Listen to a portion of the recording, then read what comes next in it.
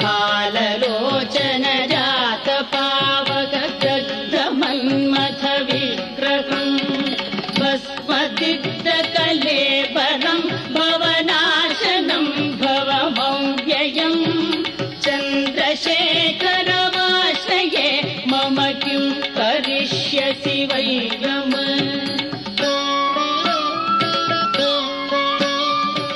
సుప్రసన్నం సులావణ్యం సుహాసంచ మనోహరం అంటారు.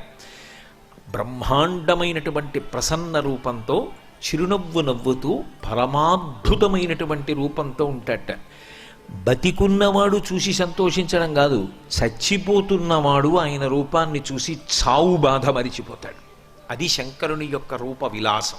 ఆయన గురించి వర్ణిస్తూ ఒక మాట అంటారు, కాశీపట్టణంలో చచ్చిపోయేటటువంటి వాడికి ప్రాణోత్క్రమణం అయిపోతుంటే పాలిండ్లు కదలంగ పసిడిపయ్యద వీచు అచలాధిపుని కూర్మి ఆడుబిడ్డ ప్రత్యక్షమై వచ్చి భాగీరథీ గంగ మృదులహస్తము సాచి మేనునివురు ప్రథమోత్తముండు భృంగి భయరక్షణార్థంబు ఫాలాగ్రమున తీర్చు భసితరేఖ.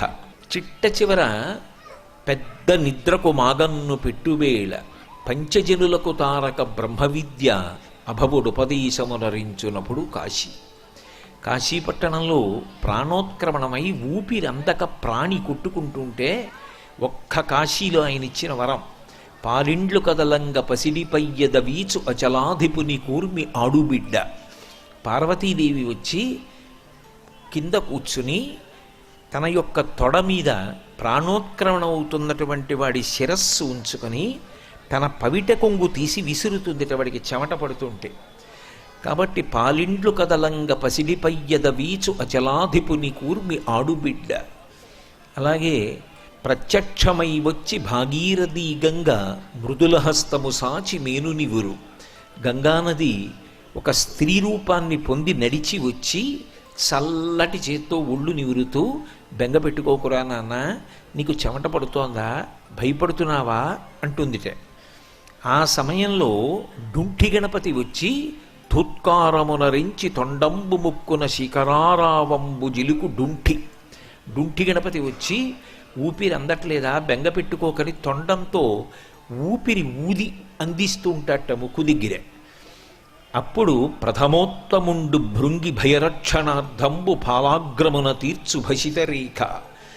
భృంగి శంకరుని యొక్క ప్రమథగణాల్లో అత్యంత శ్రేష్ఠుడు, మహానుభావుడు. 3 కాళ్లతో ఉంటాడు. భృంగి మంటపాలను ఉంటాయి శివాలయాల్లో. భృంగి మంటపం ఉందనుకోండి, శంకరుడే అక్కడికి వస్తాడు.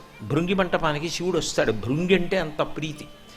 ఆఖరికి ప్రదోష వేళలో శివుడు తాండవం చెయ్యాలన్నా కూడా అందరూ సిద్ధంగా ఉంటారు. శంకరుడు కూడా 2 చేతులు నడువు మీద పెట్టుకుని నించుంటాట. ఎవరు ఆజ్ఞాపించాలి ఆయన్ని ఆజ్ఞాపించగలిగినటువంటి వాడు ఉండడు. కానీ ఆయనకి భృంగి అంటే ఎంత ఇష్టం అంటే, ఏదో మొదలు పెట్టండి అని చిటికేయడం కాదుట, చేతిలో కొరడా పట్టుకుని జుళిపిస్తట భృంగి. ఆ జుళిపించగానే తాండవం మొదలు పెడతాట. ఎంతసేపు చేస్తావు అని కొంతసేపు అయిన తర్వాత మళ్ళీ కొరడా జుళిపిస్తట, తాండవం ఆపుతట. అంటే ఆయనకి భయపడా ప్రేమ.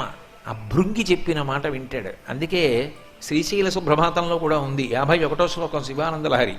భృంగిచ్ఛానటనోత్కట కరిమదగ్రహీ స్ఫురన్మాధవాహ్లదో నాదయుతో మహాసితమపు పంచేషు నాచాధృత అంటారు. కాశీపట్టణంలో ప్రథమోత్తముండు భృంగి భైరక్షణార్థంబు ఫాలాగ్రమున తీర్చు భసితరేఖ. ఆ భృంగి వచ్చి ప్రాణం పోతున్న వాడికి బొట్టన వేలుతో నుదుటి మీద విభూతి పెట్టి భయపడకురా అంటట. ఇన్ని చెప్పినా చచ్చిపోతున్న వాడికి భయమే కదా. ప్రాణం పోతోంది, ఊపిరందట్లేదు, చెమట పట్టేస్తోంది, కళ్ళు కనపట్టం లేదు, ఏమీ వినపట్టం లేదు, ఎవరూ తెలియట్లేదు, ప్రాణోత్క్రమణం అయిపోతోందని బాధ. ఆ సమయంలో ఇంత బాధపడుతుంటే మహానుభావుడు గంటలు మోగుతుండగా బయలుదేరి వస్తాట. సహజ సుగంధము శరీరము నుండి వెదజల్లబడుతూ వచ్చి పెద్ద నిద్రకు మాగన్ను పెట్టువేళ.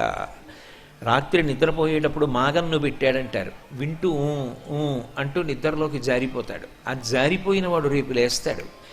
ఎంత పెద్ద మాట అన్నాడు మహానుభావుడు, పెద్ద నిద్రకు మాగన్ను పెట్టువేళ. ఇక లేవడు. అటువంటి పెద్ద నిద్రకి మాగన్ను పెడుతుంటే దక్షిణ శృతి మీదుగా ధాత్రి త్రిళ్ళి, తలని ఓసారి ఇలా తిప్పి కుడి చెవిలో వంగి శంకరుడు తన ఊపిరితో చిట్ట చివర తారక మంత్రాన్ని ఉపదేశిస్తాట. పాశంచ ఘంటాం అని గంటలు మోగుతుండగా శివుడే వచ్చి వంగి కుడి చెవిలో తారక మంత్రం చెప్తుంటే చచ్చిపోతున్నవాడు చచ్చిపోతున్నానన్న బాధ మరిచిపోతాట ఆయన ముఖం వంక చూస్తూ. ఆ తారక మంత్రోపదేశాన్ని పొంది ఇక మళ్ళీ పుట్టవలసిన అవసరం నీకు లేదురా అని తనలో కలుపుకుంటట. అందుకని పెద్ద నిద్రకు మాగన్ను పెట్టువేళ పంచజనులకు తారక బ్రహ్మ విద్య అభవుడుపదేశించునప్పుడు కాశీపట్టణంలో అంత గొప్పగా ఉపదేశిస్తాడు. ఆయన కన్నా మంగళప్రదుడెవరు?